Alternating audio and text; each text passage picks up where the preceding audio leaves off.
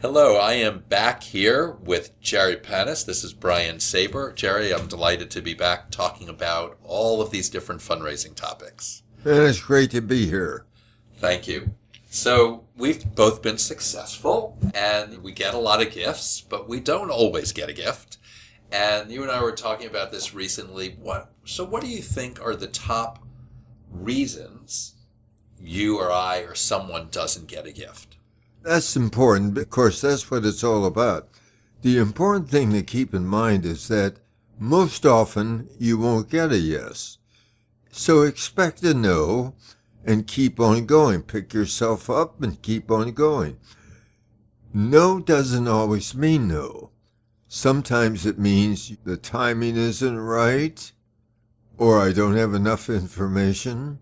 Well, we've done a lot of studies on why people say yes. I thought I would do a study on why people said no. And the most important reason they said no was that there was simply a mismatch of interest. They love you, they think you're doing a great job, you're a point of life, God bless you, but I'm really interested in the symphony in town or the hospital. And so, they say you can lead a horse to water, but you can't make him drink. Sometimes it's only important to make them thirsty. But there are some people who will never give to you. You're simply a mismatch of interest. And can I ask, so sometimes I guess you might have been able to find that out in advance, but sometimes the only way to find out is by asking. Sure. Right? The important thing is, if you get an appointment, you're 85% of your way to getting the gift. So get the appointment. That's what's important. Well, they said no because you asked for too much. And we used to have a saying in the business, you can't ask for too much. You only honor a person by asking for a lot. Well, that's baloney. Your job is to find out what is the proper amount to ask for. And there are good ways of finding that out. If you asked for too much, we're finding now it's easier for them to say no than be embarrassed by giving a smaller amount. But interestingly, they said you asked for too little. You didn't ask for enough. We actually had one recently where we went to see a man for a gift, owner of a company. We went through the whole presentation, and he said, no, come back with a higher amount. He did. We came back, we asked for 50,000, and we had every reason to think 50. So we came back for 100,000. We talked, we chatted. So what are you guys going to ask for today? We'd like you to consider a gift of $100,000. He said no. He said come back. Really? Now this actually happened. But isn't it fun to be in this business where we meet all kinds of people? So we came back and we asked for 500,000. He said, now you're on the right track. We were asking for too little. I come from the school where you ask for a specific amount. Absolutely. You don't ask for a range. If I ask you for 10 to 25,000, you're going to think $10,000. The floor becomes the ceiling. So you ask for a specific amount. They said they didn't give because you didn't include the spouse. That's another reason. And we find now husbands and wives and partners discuss their philanthropy. And in all my years, it's most unusual that I find a husband and wife.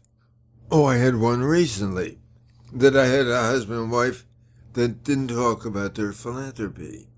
Anne is the largest donor to a national organization of some repute and gives them $10 million a year, which is not a small gift.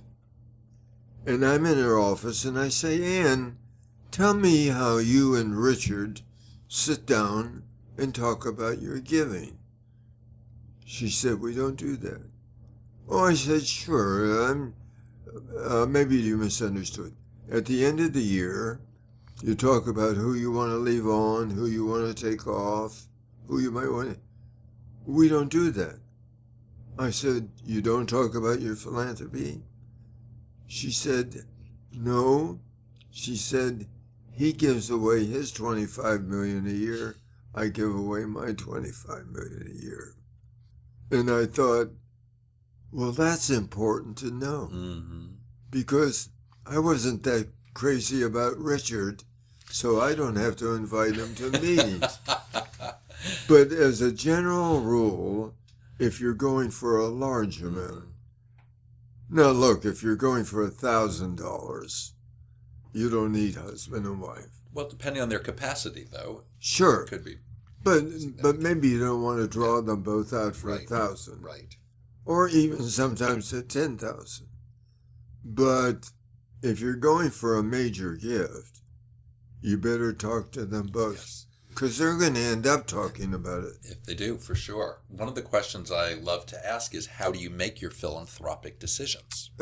Great question. Because then we find out, and then we know if someone's missing from the table. Otherwise, Exactly. it's hard to know. Yeah. And if they're missing from the table, that night they're going to say, honey, do you know what Jerry asked for today? He wanted $5 million for the new library. And she says, are you crazy? We don't have milk on the table. We don't have shoes for the kids. And he has to sell her. Yes. So you're absolutely right. I had only one example. It was 2 years back on a campaign where we were soliciting members of the women's committees of this organization, and we were including husbands where we could. This woman, we had met with both of them, but then the woman on her own committed to the gift, and we sent a confirmation letter and then got something back saying, no, we're not committing. She had, even though we had met with them together, she had then committed on her own, and he had decided he didn't want to make the gift. Interesting. And it hadn't happened to me in 30 years, and it happened just recently. It was wild because, of course, we don't make things up, and we would never put it in writing if she hadn't told us this. Yeah. And we thought, okay, we're not getting in the middle of this anymore. We will just politely say thank you and goodbye. This reminds me, I hadn't thought about this for a long time.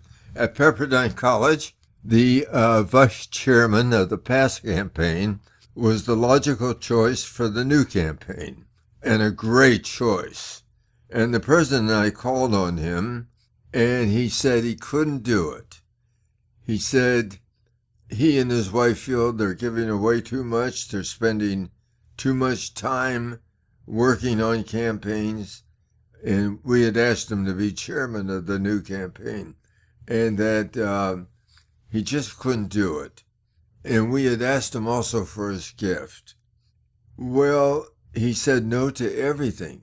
And he said, I'm not going to make a gift this time because my wife is really upset about my giving.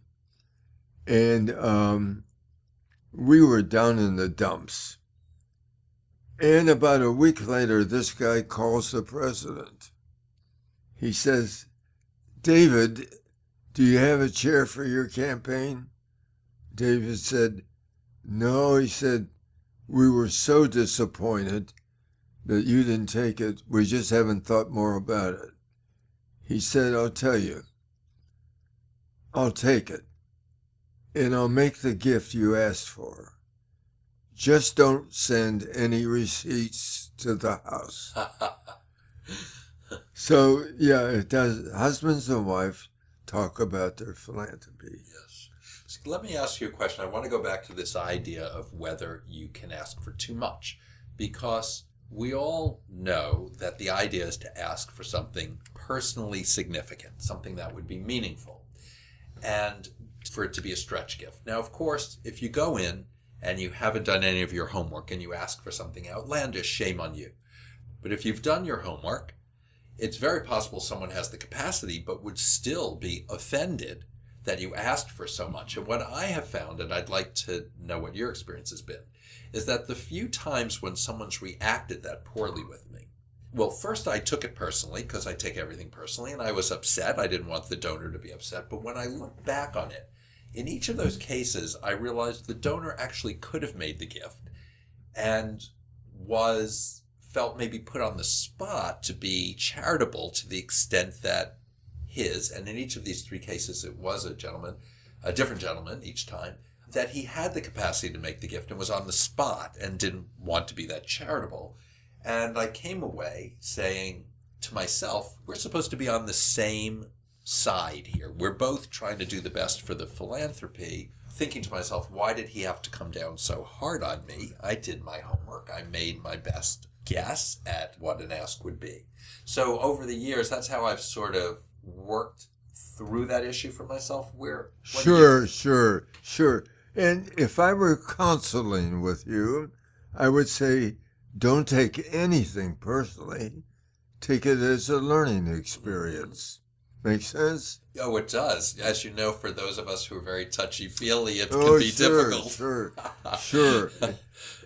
The way I've found it most helpful, if I can't get research, it probably means I haven't tried hard, but if I can't get any research, as we're talking, one of the questions I ask is, what has been the most fulfilling gift you've ever made?